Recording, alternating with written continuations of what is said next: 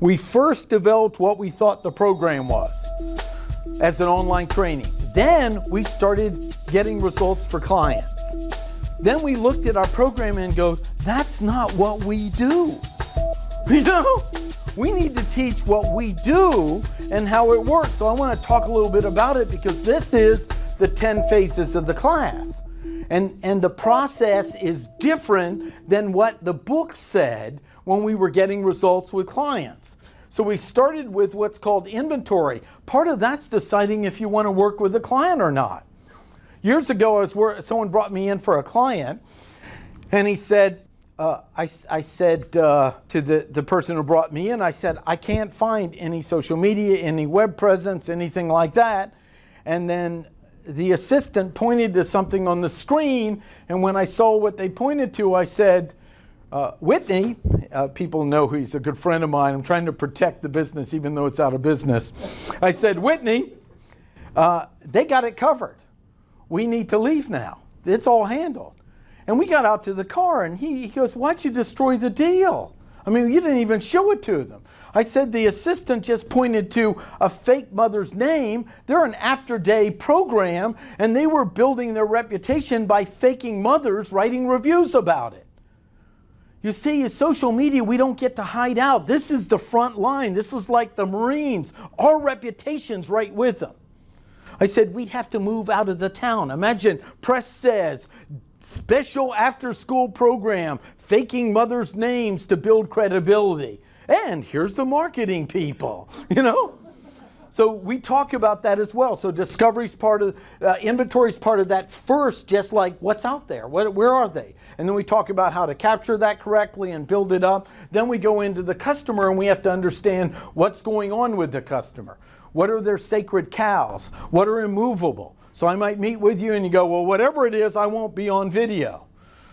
And I go, well, that's actually what I think is the most important thing to do.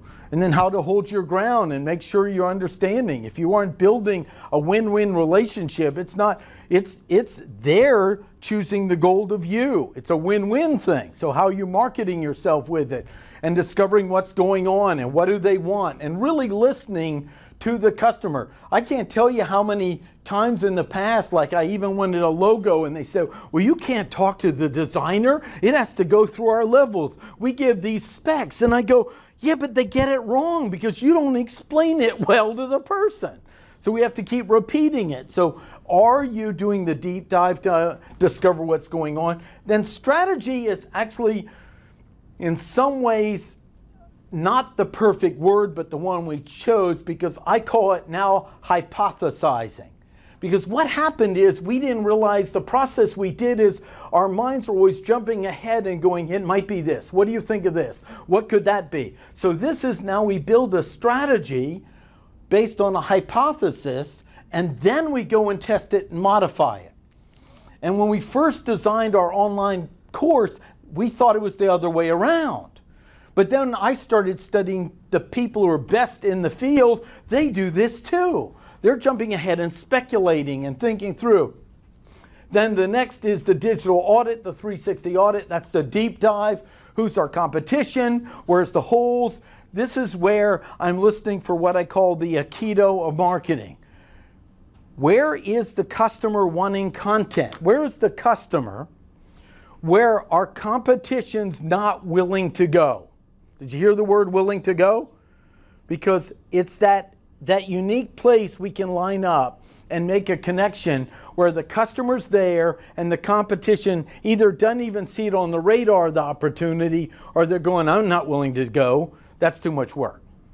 So that's our next piece is that understanding the audit is next, and that's the deep dive. And in many cases, what we would do is go there and now see, notice we're building a plan. The plan is based on all the data we've collected along the way. So it's the gestalt of all the data. Then we actually build the whole plan and talk about it. Then we're ready for the summary for the customer. And that includes phase 1, 2, and 3, 30, 60, 90 launch and so forth. So all of this goes into it to decide where we're going to jump in and work with them on it. Then we have the launch, which is How are we going to get it going? Have we created in this plan sustainability? People have great plans, but if you don't have accountability, transparency to make sure something happens, it's just we're going to get all this stuff set up and it's going to fold. And now we've damaged our reputation because there's like something with your name on and they haven't posted since 2011. Well, that's a reputation damaging piece. One of the heads of marketing for a school came in and they had broken Facebook pages and incomplete stuff all over. Does anyone remember how many there were? It was like 25, 30. It was just insane number of, like, someone started a Twitter and everything. So they had to reel things in, shut stuff down, get control over it, get ground rules and policies. If you wanted to have your own page, you had to earn the right to prove you had the structure, money, and system to actually maintain it, and you understand what the rules of the school are, all of those pieces. From there, we call ongoing. Are you setting up this system so it's sustainable? You see, I'm really against this concept of discipline. I believe the best discipline for me not to eat cookies is don't have them in the house.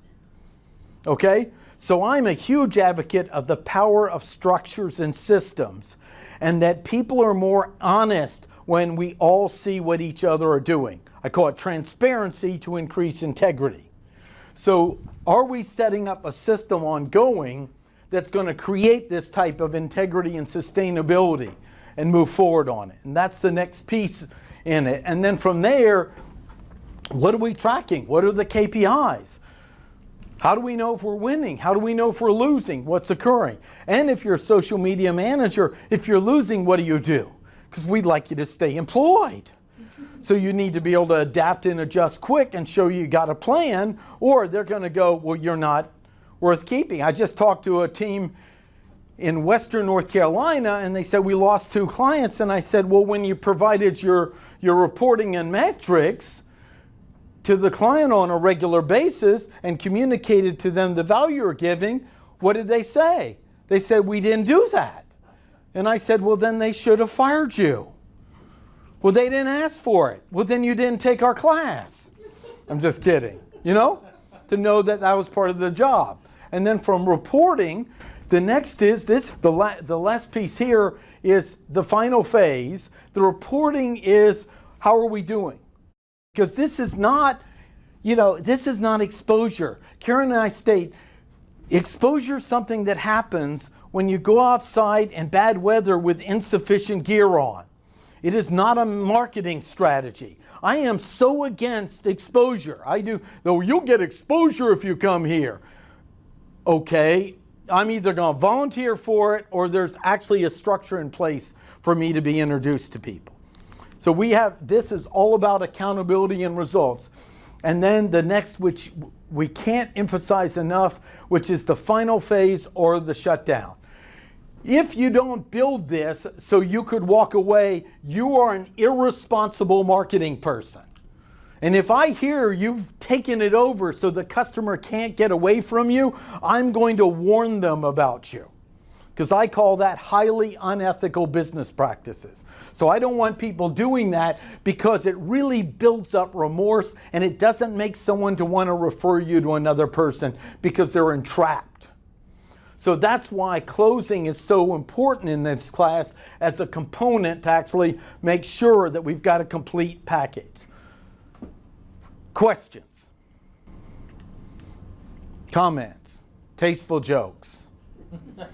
Absolutely. That's a great one. Thanks, Gene. Gene, thanks so much. And then through these different phases, what are the tools? What are the platforms? We really teach all the areas we can market. It's not just social media, all the interaction. We have to think of everything that would work with the customer, from paid ads to non-paid ads to organic, which would be more like the SEO, to the different platforms. I like to view it like a palette, and we have all these different colors, and we need to decide which one to use first in painting the picture. That's a great point, Drew, that you mentioned from the classes. Each builds on itself, and that's because this wasn't built from reading 5 books to be an expert, okay? This was built from studying not what we thought we did, but what actually worked, and I think that's the important key on it.